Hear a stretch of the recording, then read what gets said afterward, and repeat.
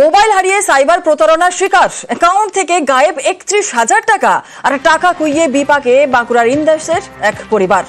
দেবব্রত আমাদের সঙ্গে রয়েছে, দেবব্রত থেকে আরো একটু জানার চেষ্টা করবো। দেবব্রত, ঠিক কি ঘটেছিল?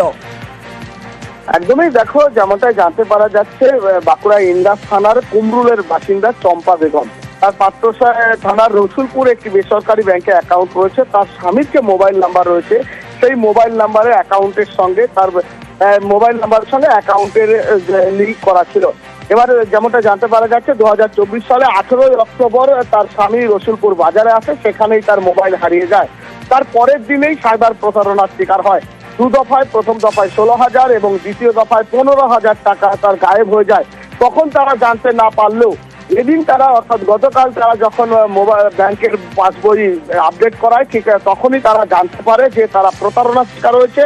কখন হয়েছে না, যেদিন মোবাইল হারিয়ে গেছে তার ঠিক পরের দিনই।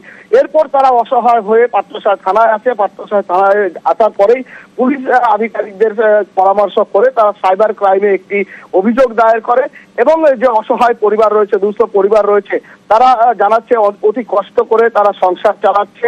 এইভাবে টাকা তাদের প্রতারণা হয়, তারা অসহায় হয়ে পড়েছে। প্রশাসন, অর্থাৎ পুলিশ প্রশাসন, যাতে তাদের এই টাকা ফিরিয়ে দেওয়ার ব্যবস্থা করে এবং যারা অভিযুক্ত, যারা এই ধরনের ক্রাইম করেছে, তাদের যাতে আইনানুগ ব্যবস্থা নিয়ে তাদের শাস্তি প্রদান করে। বেশ, ধন্যবাদ। আমার বাবার ফোনটা চুরি হয়েছিল অক্টোবরের 18 তারিখ 2024 সাল। 2024 সালেরই 19 তারিখ টাকাটা ফ্রড হয়েছে।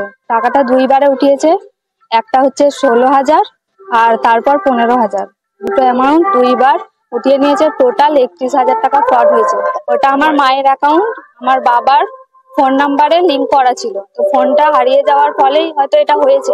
এতদিন বুঝতে পারিনি, তার একটাই কারণ, মায়ের অ্যাকাউন্ট যেহেতু টাকা সেরকম ভাবে জমা পড়ে না। আপডেট করালাম, তখন দেখলাম যে দুইবারে টাকাটা উঠিয়ে নেওয়া হয়েছে।